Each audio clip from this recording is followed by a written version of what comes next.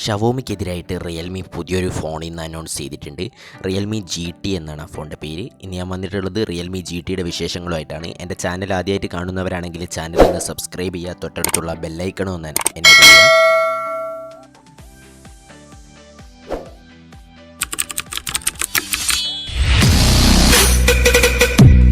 Xiaomi ഫോണുകൾക്ക് എതിരായിട്ട് ഒരു flagship ലെവലിൽ റിയൽമി പുതുതായിട്ട് അവതരിപ്പിച്ച ഫോണാണ് റിയൽമി GT എന്ന് പറയുന്നത്. ഇതൊരു 5G ഫോണാണ്. അത്യാവശ്യം കുഴപ്പമില്ലാത്ത നല്ല സ്പെസിഫിക്കേഷൻസൊക്കെ വരുന്ന ഒരു ഫ്ലാഗ്ഷിപ്പ് ലെവൽ ഫോൺ തന്നെയായിരിക്കും റിയൽമിയുടെ GT എന്ന് പറയുന്നത്. ഈ ഫോണിൽ വരുന്ന പ്രൊസസ്സർ സ്നാപ്ഡ്രാഗൻ്റെ 888 ആണ്.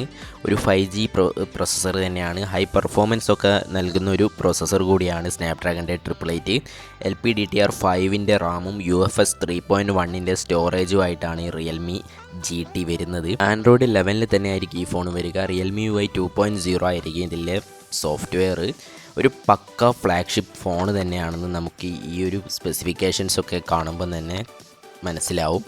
ഈ ഫോണിൽ 2 സിമ്മും 5G സപ്പോർട്ടഡ് ആയിട്ടുള്ള ഫോണാണ്. മെമ്മറി കാർഡിനുള്ള ഒരു സ്ലോട്ട് നമുക്ക് ലഭിക്കുന്നില്ല. പക്ഷേ ഹയർ വേരിയൻസ് വാങ്ങി ഉപയോഗിക്കാൻ വേണ്ടിയാണ് ഈ ഒരു ട്രിക്ക് ഇപ്പോൾ എല്ലാ മൊബൈൽ ഫോൺസും ഉപയോഗിച്ചുകൊണ്ടിരിക്കുന്നത്. അപ്പോൾ എന്തായാലും അതൊരു വലിയ പ്രശ്നമൊന്നുമല്ല. 6.43 ഇഞ്ചിൻ്റെ സൂപ്പർ AMOLED ഡിസ്പ്ലേ ആയിട്ടാണ് ഈ ഫോൺ വരുന്നത്. 120 ഹെർട്സിൻ്റെ നല്ലൊരു റിഫ്രഷ് റേറ്റും ഈ ഫോണിൽ വരുന്നുണ്ട്. ഇതൊരു 30,000 രൂപ റേഞ്ചിലേക്ക് വരുന്ന ഫോണാണ്. ഈ ഒരു റേഞ്ചിൽ 120 ഹെർട്സിനെക്കാട്ടിലും കുറച്ചുകൂടി കൂടിയ റിഫ്രഷ് റേറ്റ് കൊടുത്തിരുന്നെങ്കിൽ കുറച്ചുകൂടി നന്നായിരുന്നു എന്ന് എനിക്ക് തോന്നുന്നു.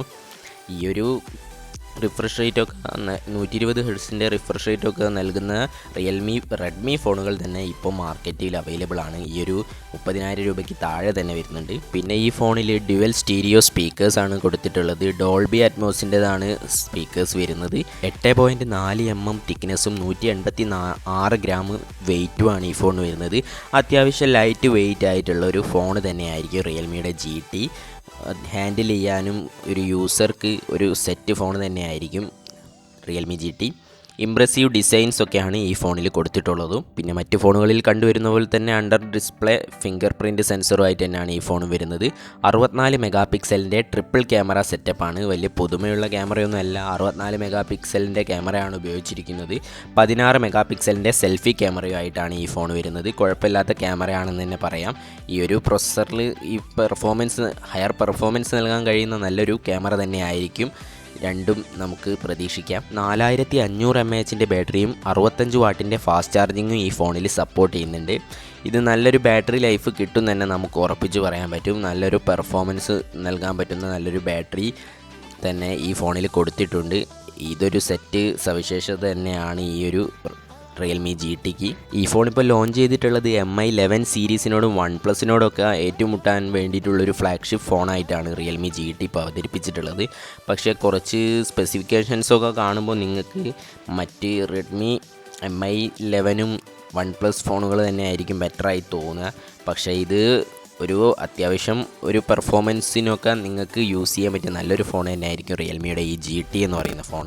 ഈ ഫോണിൻ്റെ പ്രൈസ് വരുന്നത് 8GB 128GB വേരിയൻറ്റിന് 31,500 ആണ് വില വരുന്നത്. 12GB 256GB വേരിയൻറ്റിന് 37,000 മുകളിലുമാണ് പ്രൈസ് വരുന്നത്. അപ്പോൾ എന്തായാലും ഈ പ്രൈസിൽ നിങ്ങൾക്ക് ഇതൊരു സെറ്റ് ഫോണാണോ എന്നുള്ളത് വീഡിയോക്ക് താഴെ കമൻറ്റ് ചെയ്യാൻ ശ്രമിക്കുക. ഈ ഫോൺ ഇപ്പോൾ ഇന്ത്യയിൽ അനൗൺസ് ചെയ്തിട്ടേ ഉള്ളൂ. ചൈനയിൽ ഈ ഫോൺ അനൗൺസ് ചെയ്തും ലോഞ്ചും ചെയ്ത് കഴിഞ്ഞു. പ്രീ ബുക്കിംഗ് ഒക്കെ സ്റ്റാർട്ട് ചെയ്ത് കഴിഞ്ഞു. വൈകാതെ തന്നെ ഈ ഫോൺ നമുക്ക് ഇന്ത്യയിലേക്ക് വരുമെന്ന് പ്രതീക്ഷിക്കാം.